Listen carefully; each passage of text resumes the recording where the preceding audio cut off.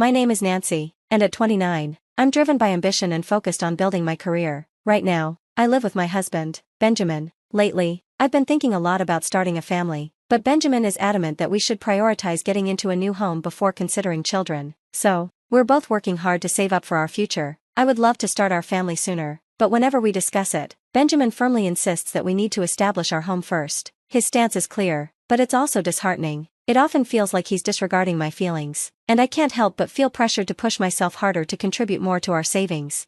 We've been married for a year now, and I'm starting to notice a troubling pattern. Benjamin rarely takes my perspective into account, a habit that has lingered since our dating days. I once admired his decisiveness, but I've come to realize that respect for each other's views is essential in a marriage. Lately, I'm concerned about the stability of our relationship, especially with the influence of his parents, who live close by. Benjamin frequently visits them under the pretense of saving money, yet I've noticed that he often spends time socializing with his colleagues, going out for drinks without factoring these expenses into the budget. It's frustrating how he holds me to strict saving standards but allows himself certain indulgences. His frugality even extends to minor things, like turning off lights too early or limiting the hot water. These rules seem to apply only to me, and it's beginning to feel like our relationship is becoming unbalanced. As much as I'm frustrated, he continues to enforce his viewpoint as if it's the only reasonable one.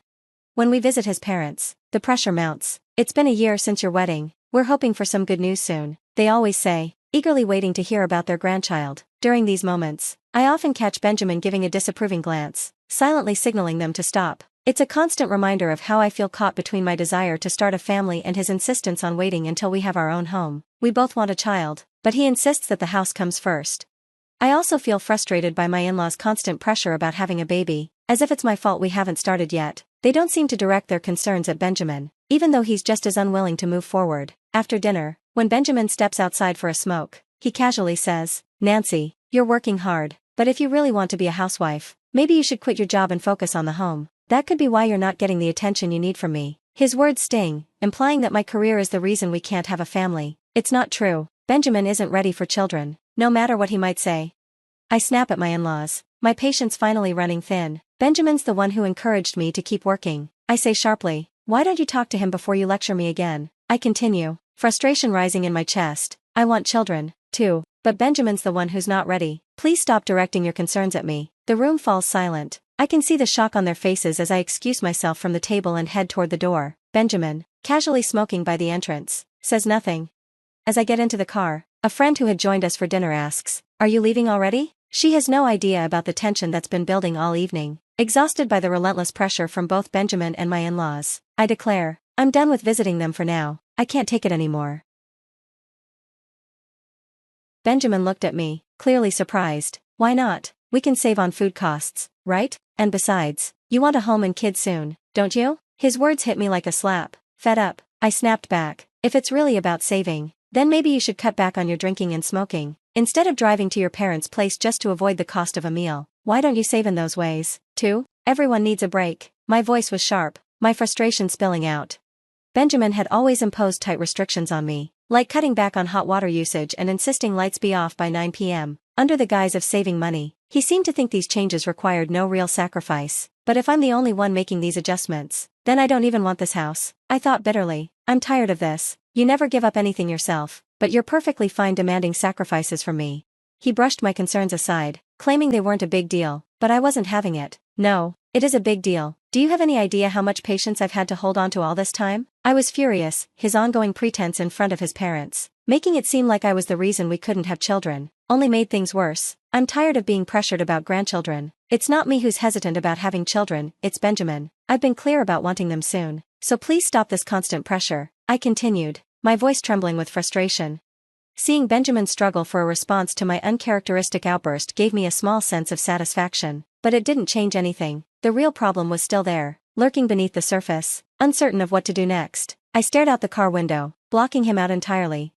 A month later, a significant event shifted everything. My father's brother passed away. He had lived a lavish life, leaving behind several pieces of land and a luxurious mansion. Benjamin's eyes widened when he heard about the inheritance. "I didn't know you had such a remarkable relative," he said, clearly impressed. A few days later, I decided to meet with a lawyer in our apartment to go over the details of the estate, since the inheritance was exclusively mine, and I could sense Benjamin's discomfort with the whole situation. I politely asked him to step out of the room. I didn't want any potential tension to complicate the meeting.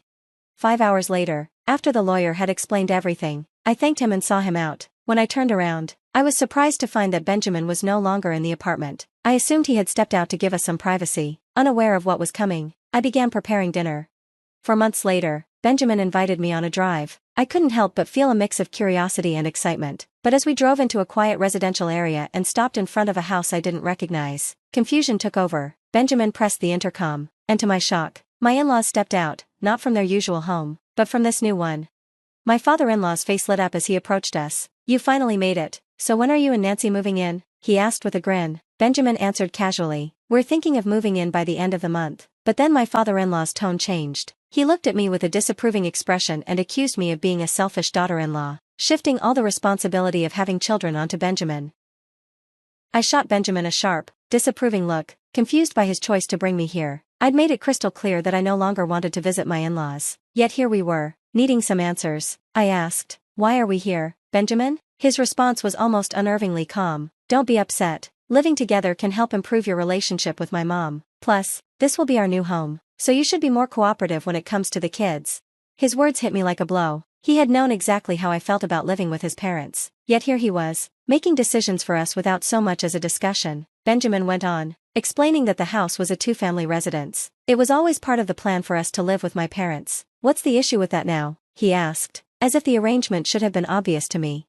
I tried to process it, but the weight of the situation was suffocating. The house was clearly beyond our means, and I couldn't understand how Benjamin thought we could afford such a grand place. My dad and I chipped in, so our savings are basically gone now. "But that's fine, right?" Benjamin said, his tone completely nonchalant. His disregard for our mutual financial plans felt like a slap in the face. Then, as if he hadn't already stunned me enough, he added, "I heard your uncle's inheritance was about $720,000, so, if you use that money to pay us back for the house, it should all work out, right?" His assumption that I would just hand over my inheritance to cover this mess without even consulting me left me speechless. The sheer audacity of it, to think I would finance his decisions without question, was unnerving. My frustration boiled over, and Benjamin seemed oblivious to the tension in the air. He reached into his bag and pulled out a divorce form, his name already scrawled across it. "Your money is our money. If you don't want to live together, let's just get a divorce," he said confidently. The nerve. I took the form from his hand, my voice steady but full of resolve. "Fine, if those are the only options, then divorce is the better choice for me." I tucked the form into my bag, turned my back on him, and walked out, leaving my stunned in-laws behind. As I stepped toward the door, I casually added, "By the way, I've renounced my uncle's inheritance." Benjamin stood frozen, his face a mix of confusion and disbelief, but I didn't wait for him to react. I headed straight to the bus, made my way home, and immediately filled in my name on the divorce form, right where Benjamin's had already been. I finalized the papers and submitted them without hesitation. Then, I went to a home improvement store, bought a few boxes, and started packing. Realizing I couldn't handle the move alone, I hired a moving company. Thankfully, it was a slow season, and the relocation went quickly. As I packed, I heard Benjamin's car pull up outside. I quickly locked the chain on the door and called out, "Sorry, I have the chain on. I'm not sure what you do in your state right now. I still have packing to finish. Could you stay at your parents' place for a few days?" Benjamin's voice was defiant. "I won't accept a divorce," he declared. I was taken aback but reminded him, "But you handed me the divorce papers, didn't you? If you sign them, that means you're agreeing to the divorce, you know."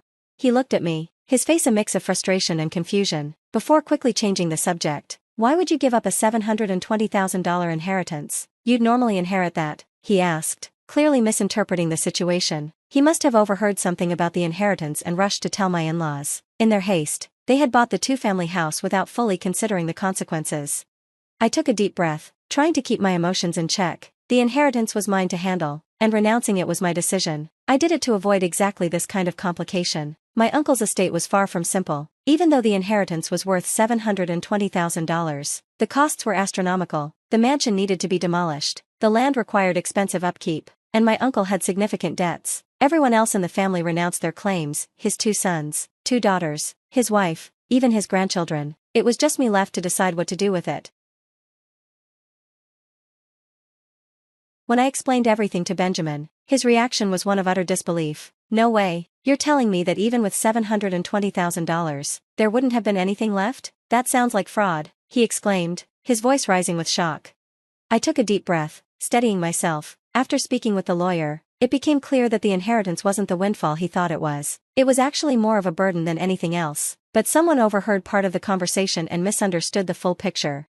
His expression went blank as the truth began to sink in. For a moment, I thought he might finally grasp the situation, but I remained firm. It's too late for that now. You've betrayed my trust, Benjamin. The divorce papers have been filed, and we are no longer a couple, so why are you now acting like you don't want this to happen? If you truly didn't want to separate, you should have come after me when I left.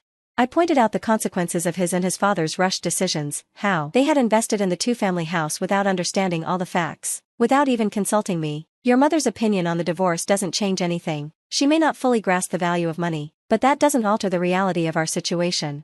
A heavy silence settled between us, and I realized that discussing his parents' behavior wasn't my problem anymore. If we were still married, I might have been open to hearing him out, but now, it felt pointless. I turned back to the task at hand. You haven't submitted the divorce papers yet, have you? I asked, my voice steady. His tone shifted to desperation. If you do this now, we can still be together. Let's live in that house. It'll fix everything. I shook my head, my resolve unwavering. It's too late. I've already submitted the papers. There's no going back now. Benjamin's face crumpled in disbelief, a mix of confusion and regret written all over him. He stood motionless by the door, his eyes searching mine for something, an answer, perhaps, that I no longer had to give. I could feel the weight of the moment, but I also knew there was nothing left to say. The damage was done.